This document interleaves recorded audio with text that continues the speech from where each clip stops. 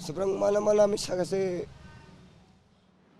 Ganun na lang ang sakit na nararamdaman ng mga kaanak ng tanod na si Peton Biazon matapos itong pumanaw sa pagganap ng tungkulin.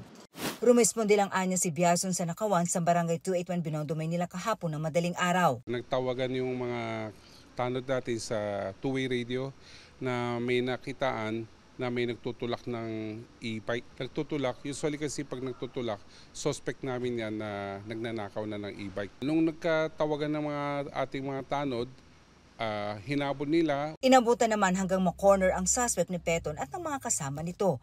Pero karoon ng commotion at doon na rin sinasabing naglabas ng patalim itong suspect natin. Okay. At nasaksak niya ng isang beses sa may bandang leeg.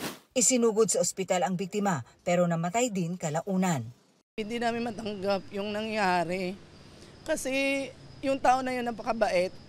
Magulang, kapatid kami lahat, tinutulungan niya. Tuwing sahod niya, lahat kami binibigyan niya. Namatay siya sa ganung pangyayari na brutal.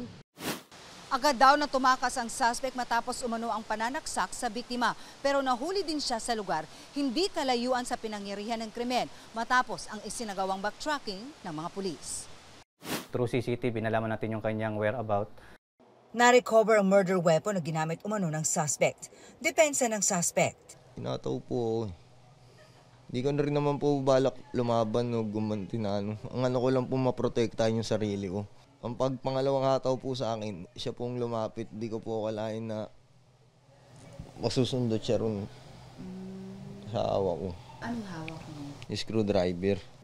Humingi ng tawad ang suspect na handaan niya makipag-areglo sa mga kaanak ng biktima. Ilalaban talaga po namin. Hindi po namin hayaan na ganun-ganun na lang pong nangyari sa kapatid ko. Sasampahan ng reklamong murder ang suspect na nakakulong na sa Manila Police District.